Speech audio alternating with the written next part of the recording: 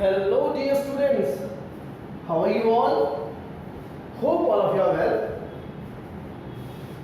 This is the fifth lecture of Structure of Atom, class 11, chapter number 2. In the fourth lecture, we have discussed about Planck's quantum theory and the limitations of Planck's quantum theory, where he did not explain about photoelectric effect, he does not explain about black body radiation, and he also does not explain about the spectrum. In this lecture, we are going to discuss first with photoelectric effect. You may have heard the word photoelectric effect. कितने लोगों ने ये नाम सुना है photoelectric effect का? आज सबसे पहले हम लोग उसके बारे में चर्चा करेंगे कि फोटोइलेक्ट्रिक इफेक्ट किसको कहते हैं। इस फोटोइलेक्ट्रिक इफेक्ट को देने के लिए दो महान साइंटिस्ट सर जे थॉमसन और एल्बर्ट आइंस्टाइन ने काफी प्रयत्न किया और उसके बाद उन लोगों को सफलता मिली। तो सर जे थॉमसन ने जो एक्सपेरिमेंट किया था, उन्होंने एक इवैक्यूएटेड क्वार्ट्ज टेस्ट ट्यूब लिया, उसके अंदर में उन्होंने लो आयोनाइजेशन एनर्जी वाले मेटल्स को लिया और उस मेटल पर उन्होंने हाई फ्रीक्वेंसी वाले लाइट को पास करवाया। तो उन्होंने देखा कि जैसे ही ये लाइट इस लो आयोनाइजेशन एनर्जी वाले मेटल से स्ट्राइक करता है, तुरंत बिना टाइम गवाए हुए इलेक्ट्रॉन्स को इजेक्ट करता है। तो ये एक्सपेरिमेंट अपने आप में बहुत बड़ा एक्सपेरिमेंट था, जो प्लांक्स क्वांटम थ्योरी का लिमिटेशंस था उसको दूर करने के लिए ये जो एक्सपेरिमेंट है, आप कह सकते हो this experiment is 100% based on the limitations of Planck's quantum theory. तो बच्चों, प्लांक्स क्वांटम थ्योरी में सर जे थॉमसन ने क्या किया? Sir J Thomson observed that when a light of certain frequency strikes the surface of a metal, electrons are ejected from the metal. मतलब जैसे ही किसी metal के सरफेस पर ये लाइट स्ट्राइक करेगी, तो ठीक उसी समय उस मेटल से इलेक्ट्रॉन्स इजेक्टेड होंगे। मतलब इस चीज को आप समझने की कोशिश कीजिए। सर जे थॉमसन ने यही कहा कि जब भी किसी मेटल पर अगर हम हाई फ्रीक्वेंसी उस मेटल पर पास करेंगे तो उसमें से इलेक्ट्रॉन्स इजेक्ट होंगे।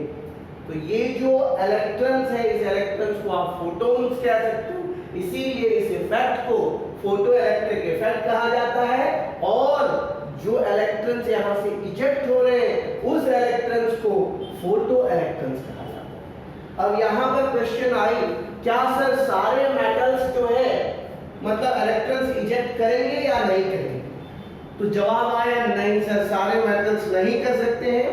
सिर्फ और सिर्फ वही मेटल्स इलेक्ट्रॉन इजेक्ट करेंगे जिस मेटल की फ्रीक्वेंसी, आप कह सकते हो अगर हाई फ्रीक्वेंसी हम देंगे तो हाई फ्रीक्वेंसी के साथ इस मेटल की आयोनाइजेशन एनर्जी भी लो होनी चाहिए।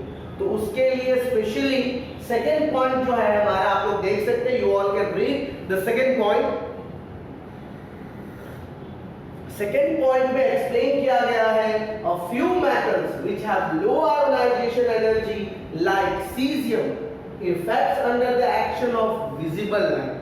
याद रखना बच्चों, सीजियम मेटल इसलिए लिया गया था क्योंकि सीजियम एटम का, सीजियम जो मेटल है उसका आयोनाइजेशन एनर्जी बहुत कम है। सीजियम हमारा 6th पीरियड का एलिमेंट है, मतलब आप समझ सकते हो उसमें 6 एनर्जी लेवल्स होंगे, तो उसमें से इलेक्ट्रॉन्स को निकालने में बहुत कम अमाउंट ऑफ एनर्जी लगेगा। तो इसीलिए वैसे एलिमेंट्स को लिया गया जिनका आयोनाइजेशन एनर्जी बहुत कम है। लेकिन अगर विजिबल लाइट के अलावा आप अल्ट्रावायलेट रेज के लिए, तो अल्ट्रावायलेट रेज में कुछ और आप मेटल्स को भी ले सकते हैं, जिसमें जैसे सोडियम, पोटाशियम, रुबिडियम, वैसे एलिमेंट्स को भी आप ले सकते हो वहां पर भी इलेक्ट्रॉन्स इजेक्ट हो। अब क्वेश्चन ये आई, क्या सर इसको इजेक्ट होने में समय लगेगा और जो फ्रीक्वेंसी फ्रीक्वेंसी हम दे रहे हैं क्या एट अ टाइम वो इजेक्ट हो जाएंगे? तो जवाब आया नो। जवाब आने के पीछे बच्चों ये कारण था कि यहां पर जो हम फ्रीक्वेंसी दे रहे हैं वो फ्रीक्वेंसी की वैल्यू कितनी होनी चाहिए, और क्या ये फ्रीक्वेंसी के बाद यहां पर भी कोई फ्रीक्वेंसी चाहिए इलेक्ट्रॉन को इजेक्ट करने के लिए? आंसर आया यस। तो इन्होंने अलग अलग लाइट्स जिनकी अलग अलग फ्रीक्वेंसी है। रेड लाइट की फ्रीक्वेंसी बहुत कम होती है, तो रेड लाइट की फ्रीक्वेंसी को जैसे इन्होंने मेटल से स्ट्राइक किया इलेक्ट्रॉन्स इजेक्ट हुआ ही नहीं। उनकी फ्रीक्वेंसी समथिंग 4 × 10⁴ 44 × 10⁻⁻40 हर्ट्ज था। वो फ्रीक्वेंसी जो है इलेक्ट्रॉन्स को इजेक्ट नहीं किया। फिर उसके बाद उन्होंने येलो लाइट को लिया जिसकी फ्रीक्वेंसी लगभग 5.1 × 10⁻14 हर्ट्ज था, तो उसने इलेक्ट्रॉन इजेक्ट किया। तो इन्होंने कहा सिर्फ और सिर्फ हाई फ्रीक्वेंसी ही इस जो सर्टेन मेटल्स है जैसे सीजियम जिसको विजिबल रीजन में लिया गया है। आप लोगों को मैंने प्रीवियस लेक्चर में रीजन्स के बारे में बताया था, विजिबल रीजन, उसके बाद मैंने अल्ट्रावायलेट रीजन के बारे में भी बताया था। तो यहां पर जब इन्होंने हर एक फ्रीक्वेंसी को अलग अलग तरीके से कोशिश की तो उन्होंने देखा कि लो फ्रीक्वेंसी जो है इलेक्ट्रॉन्स को इजेक्ट नहीं कर पा रहे हैं, और हाई फ्रीक्वेंसी को भी यहां पर एक मिनिमम फ्रीक्वेंसी की जरूरत पड़ी, जिस मिनिमम फ्रीक्वेंसी का नाम पड़ा थ्रेशहोल्ड फ्रीक्वेंसी। क्या नाम पड़ा बच्चों? Threshold frequency.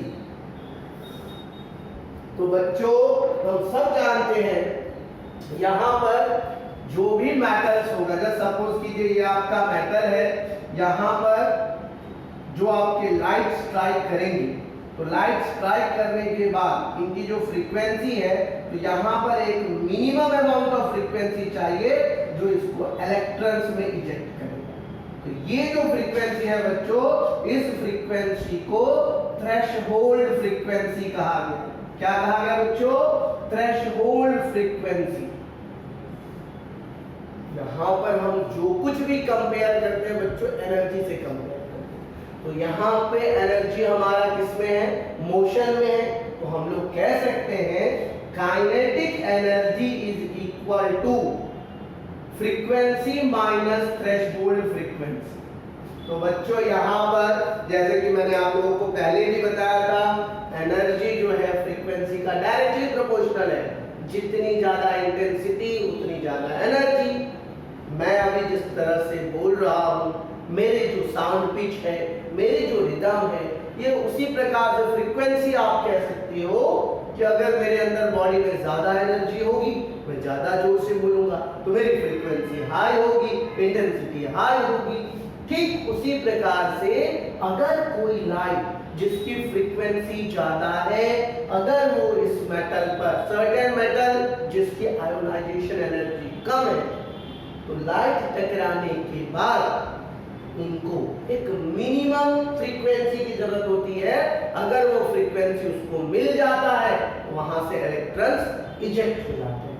इसके साथ एक टर्म्स एंड कंडीशन ये लगा दिया गया कि अगर आपकी ये मिनिमम फ्रीक्वेंसी, अगर जो मेन फ्रीक्वेंसी है उससे बड़ी हुई तो इलेक्ट्रॉन इजेक्ट नहीं होगी।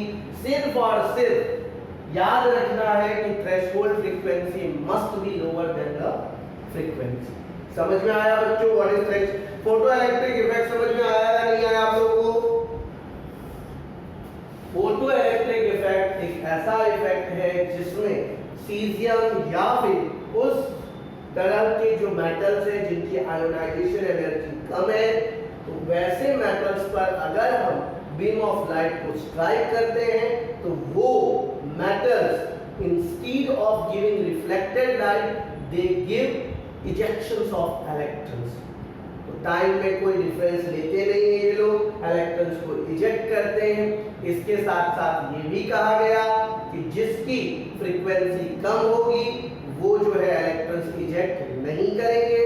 जिसकी फ्रीक्वेंसी एटलीस्ट 5 × 10⁻14 हर्ट्ज से ज्यादा होगा वो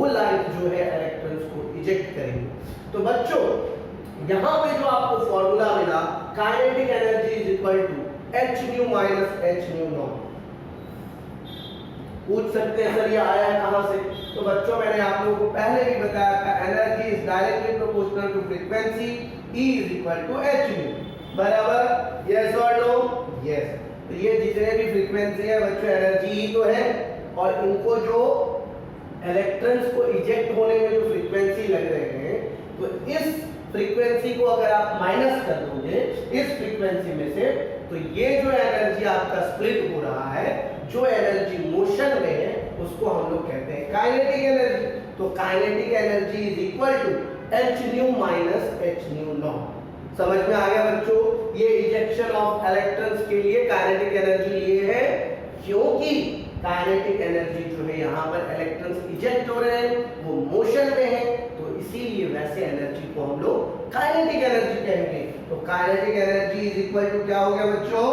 H nu minus h nu not. और अगर आपको लैम्डा की वैल्यू दी होगी क्वेश्चन में, तो उसको इस तरह से आप कर सकते हैं, h c lambda by h c lambda nought. तो ये लैम्डा नॉट जो है बच्चों, इसको आप थ्रेशोल्ड वेवलेंथ के नाम से भी जान सकते हैं। थ्रेशोल्ड वेवलेंथ याद रखना, थ्रेशोल्ड वेवलेंथ न्यू नॉट और थ्रेशोल्ड वेवलेंथ लैम्डा नॉट और थ्रेशोल्ड फ्रीक्वेंसी न्यू नॉट। इसी थ्रेशोल्ड फ्रीक्वेंसी को वर्क फंक्शन भी कहा जाता है। क्या कहा जाता है बच्चों? वर्क फंक्शन, जिसको यहाँ पर फाई से डिनोट किया जाता है। तो बच्चों ये जो थ्रेशोल्ड फ्रीक्वेंसी का इक्वेशन है, आप लोग इस इक्वेशन को जरूर अपने नोटबुक में लिखिए। इसी बेस पर आपके कुछ न्यूमेरिकल्स होंगे, उस न्यूमेरिकल्स को हम लोगों को सॉल्व करना है। उसके बाद हम लोग सेकेंड लिमिटेशंस में जाएंगे, प्लांक्स क्वांटम थ्योरी के। तो बच्चों यहाँ पर अगर आप काइनेटिक एनर्जी का वैल्यू पुट अप करोगे तो क्या होगा बच्चों? You all know the kinetic energy value is half mv square, right? That is equal to h nu minus h nu naught. तो ये फॉर्मूला भी आपको लिख लीजिए। अब क्वेश्चन आया कि सर ये जो इलेक्ट्रॉन्स इजेक्ट हो रहे थे, क्या इसको स्टॉप किया जा सकता है या नहीं किया जा सकता? यस बच्चों, this was a very nice question कि क्या सर इलेक्ट्रॉन्स को स्टॉप किया जा सकता है कि नहीं किया जा सकता?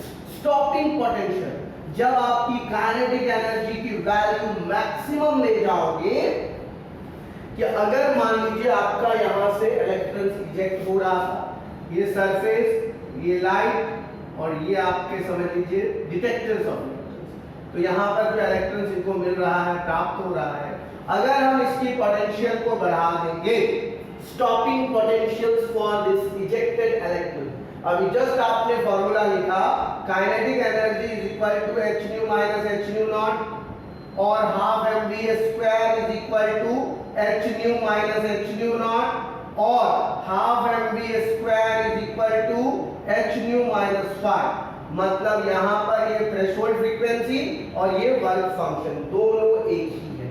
थ्रेशोल्ड फ्रीक्वेंसी और वर्क फंक्शन दोनों एक ही है। इस टेस्ट पर आपको न्यूमेरिकल्स के क्वेश्चन मिलेंगे।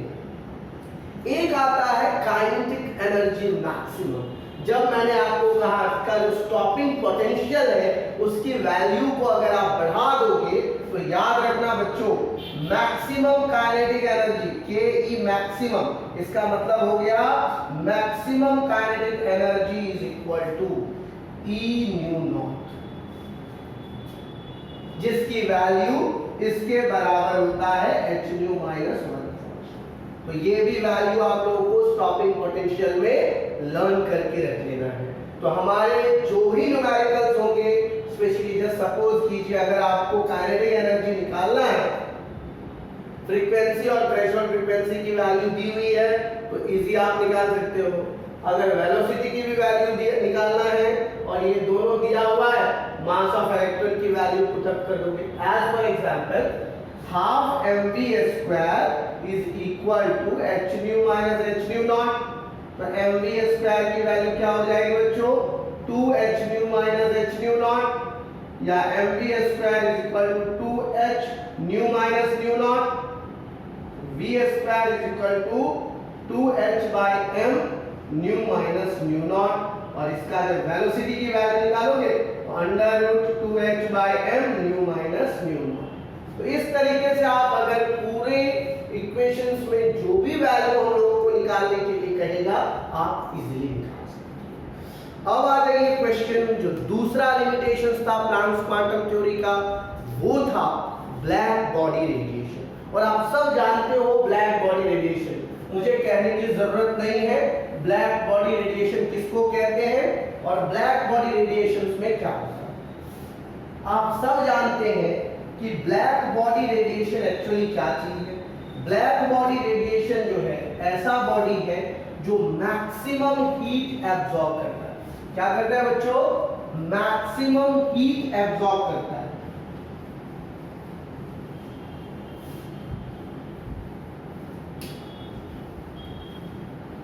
Black body radiations.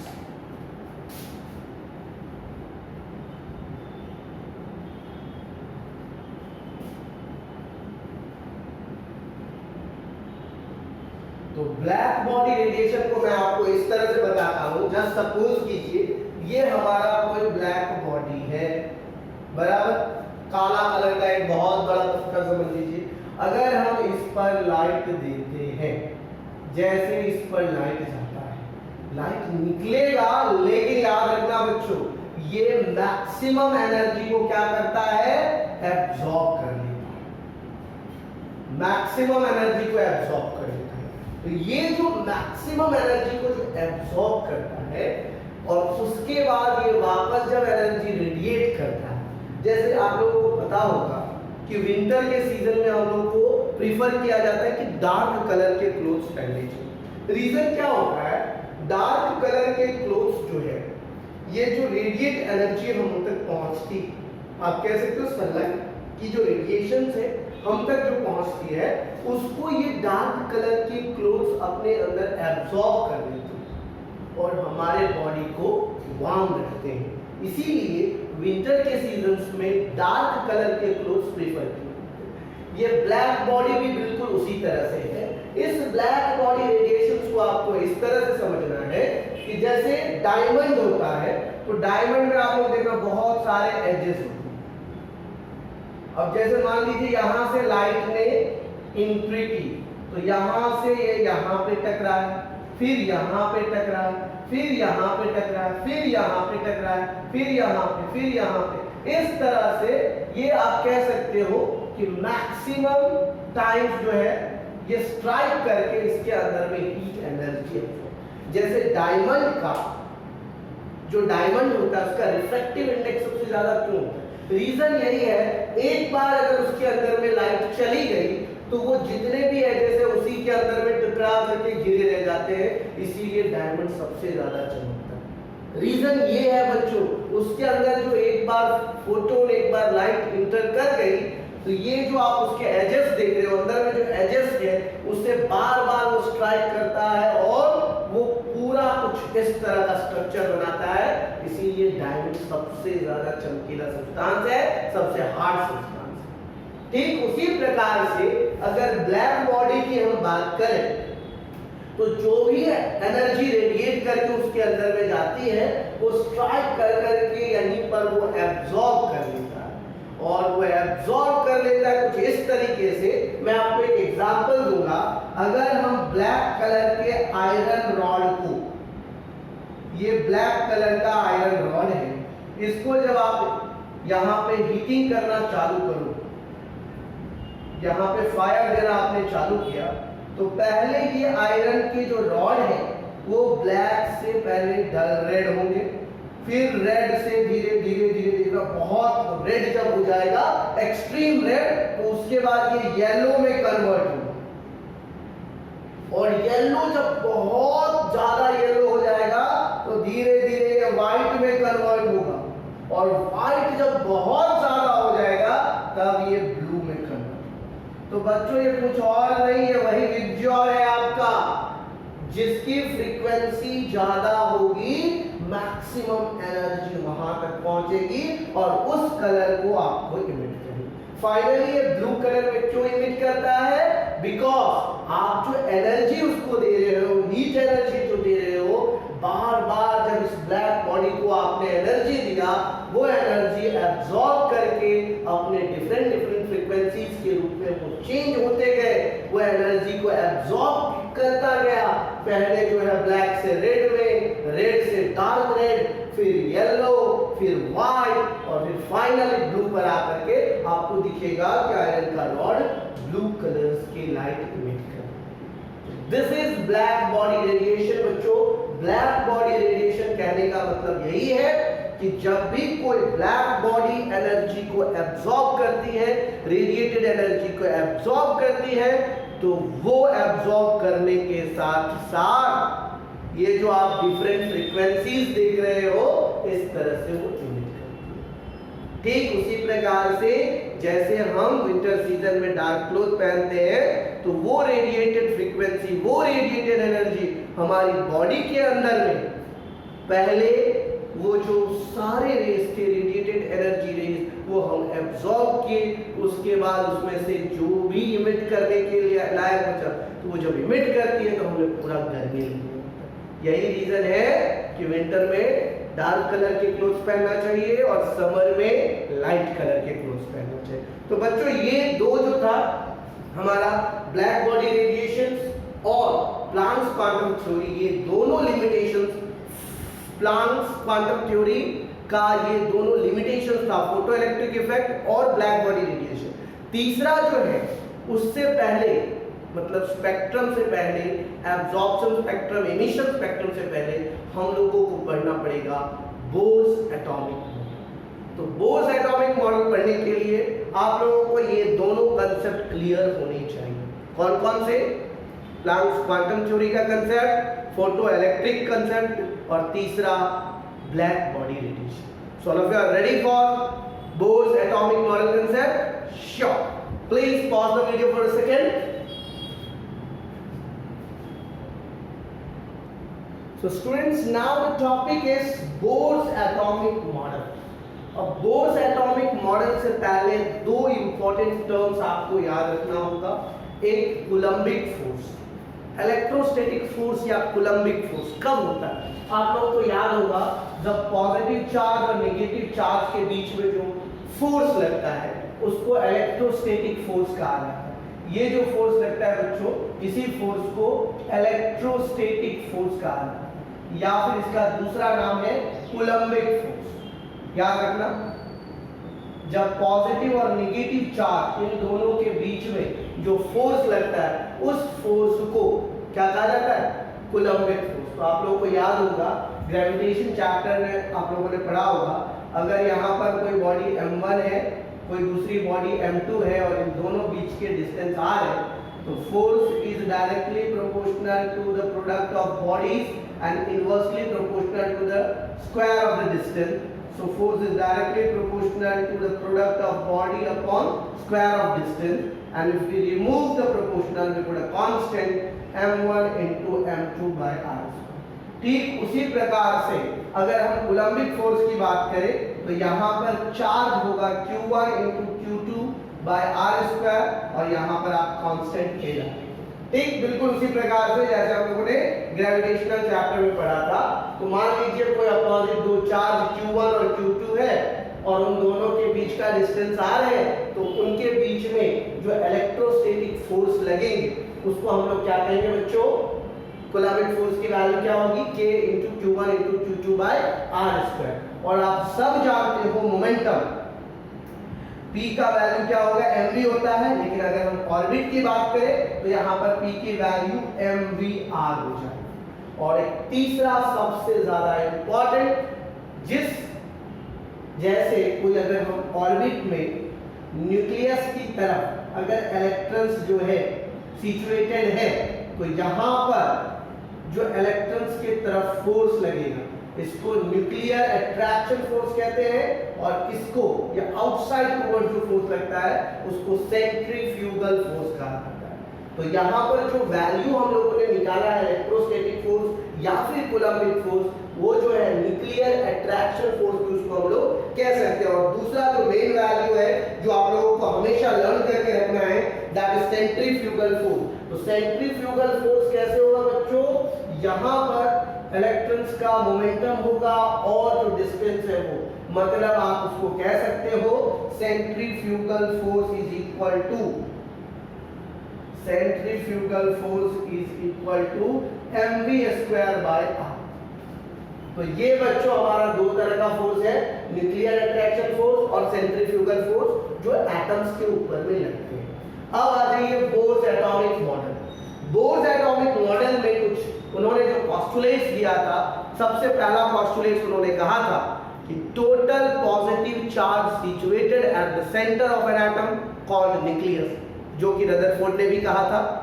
उस पोस्टुलेट्स को इन्होंने कॉपी किया और कहा कि एटम के अंदर में जितने भी पॉजिटिव चार्ज होंगे वो सब के सब न्यूक्लियस, पूरे एटम का जो सेंट्रल पार्ट होगा वहां पर होगा। और अगर न्यूक्लियस और एटम के साइज में आप कंपेयर करें तो काफी डिफरेंस है, जो आप कह सकते हो कि दोनों का रेडियस में अगर एटॉमिक रेडियस और न्यूक्लियस रेडियस इस दोनों को कंपेयर करें तो न्यूक्लियस रेडियस का 1 lakh time will be equal to atomic radius, मतलब 10 to the power 5 Ra is equal to 10 to the power 5 Rna। मतलब आप समझ सकते हैं एटॉमिक रेडियस जो है न्यूक्लियस रेडियस के 1 लाख गुना है और volume 10 to the power 15 times ज्यादा गुना बड़ा है। तो ये सबसे पहला पोस्टुलेट उन्होंने कहा कि एटम्स के जितने भी पॉजिटिव चार्ज है वो सब कहां सिचुएटेड होंगे बच्चों, they all will be situated at the center of an atom called nucleus।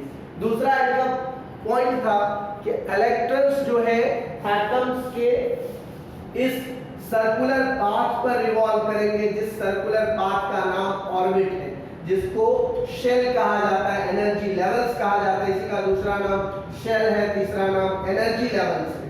तो ये अपने लेवल्स पे एनर्जी के अकॉर्डिंगली इलेक्ट्रॉन्स रिवॉल्व करते रहते हैं। जो सेकंड पोस्टुलेट था, electron revolve around the nucleus, electron revolve around the orbit, और ये ऑर्बिट कहां पे होगा, न्यूक्लियस के अराउंड में होगा। Electron revolve around the orbit, तो ये ऑर्बिट पर इलेक्ट्रॉन्स घूमते रहते हैं। ये इलेक्ट्रॉन्स इसलिए घूमते रहते हैं क्योंकि इनका जो न्यूक्लियर अट्रैक्शन फोर्स है बच्चों, याद रखना, यहाँ पर जितने भी प्रोटॉन है वो क्या करेगा, कूलम्बिक फोर्स करेगा, क्योंकि ये नेगेटिव चार्ज, ये पॉजिटिव चार्ज, तो इन दोनों के बीच में जो फोर्स लगेगा उस फोर्स को इलेक्ट्रोस्टैटिक फोर्स या फिर कूलम्बिक फोर्स कहेंगे। तो nuclear attraction force will be equal to centrifugal force. This was the second postulate of Bohr's atomic model. तीसरा उनका पोस्टुलेट था कि जितना भी ये इलेक्ट्रॉन्स के एंगुलर मोमेंटम होंगे, the angular momentum will be equal to the integer of या multiple integer of h by 2। मतलब उनका कहना था कि ये जो एंगुलर मोमेंटम, सिंस यहाँ पे हम सब जानते हैं p की वैल्यू mv होती है, लेकिन यहाँ पर ऑर्बिट है, सर्कुलर है, तो डेफिनेटली r रेडियस होगा, इसीलिए p is equal to mvr। तो angular momentum is integral multiple of h by 2 पाई। ये n जो है हमारा इंटीग्रल मल्टीपल है, जिसकी वैल्यू होल नंबर होगी, ना कि फ्रैक्शन। हमेशा याद रखना 1.2 या 2.5 नहीं होगी, ये होल नंबर में होगा। होल नंबर कहने का मतलब ये हो गया कि इस ऑर्बिट के अराउंड में यहाँ पर जो आप देख रहे हो ये KLMN, first energy shell, second energy shell, third energy shell, fourth energy shell. तो इस अराउंड में एंगुलर मोमेंटम जैसे जैसे एनर्जी लेवल्स बढ़ते जाएंगे, MVR की वैल्यू, n की वैल्यू आपको पुट अप करते जाना है, MVR is equal to NH by 2। Bohr's ने ये भी कहा था इलेक्ट्रॉन्स जो है वो रिवॉल्व करते हैं, लेकिन ये एनर्जी जो है, ये जो ऑर्बिट्स है, ये स्टेशनरी है, ये ऑर्बिट जंप नहीं कर सकते। इलेक्ट्रॉन लोअर ऑर्बिट से हायर ऑर्बिट पे जंप कर सकता है। जब इलेक्ट्रॉन्स को एनर्जी दीजिएगा तो पहले एनर्जी एब्सॉर्ब करके ये K से L में जंप करेगा, L से M में जंप करेगा, M से N में जंप करेगा, लेकिन ये ऑर्बिट्स जो है बच्चों वो स्टेशनरी है। ये ऑर्बिट्स में कोई फर्क नहीं पड़ेगा। K जो ऑर्बिट है उसका एनर्जी लेवल फिक्स है, L जो एनर्जी लेवल है उसका एनर्जी फिक्स है, M जो एनर्जी लेवल है उसका एनर्जी फिक्स है। तो यहाँ पर ये सब के बारे में उन्होंने कहा था, ये सब के सब क्या है, एनर्जी लेवल्स है।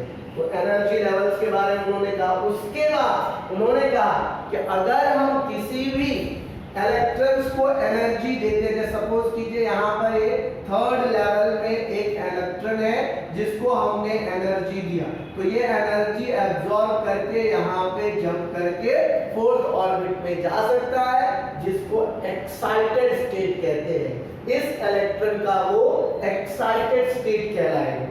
अगर इससे एनर्जी आप इमिट करवाते हो तो ये लोअर एनर्जी में जंप करेगा, जो सेकेंड ऑर्बिट मतलब थर्ड वाले ऑर्बिट के इलेक्ट्रॉन्स को अगर हम एनर्जी देते हैं तो वो फोर्थ में चला जाता है, और उससे एनर्जी निकाल लेते हैं तो वो सेकेंड में चला जाता है। कहने का मतलब कि अगर आप किसी भी इलेक्ट्रॉन्स को एनर्जी देते हो तो वो जंप करता है लोअर ऑर्बिट से हायर ऑर्बिट में, अगर उसमें से इलेक्ट्रॉन्स की एनर्जी निकालते हैं तो वो मूव्स करता है हायर ऑर्बिट से लोअर ऑर्बिट में। तो बोलोगे सर वो एनर्जी का डिफरेंस कितना होगा? इट डिपेंड्स अपॉन कौन से ऑर्बिट की एनर्जी है।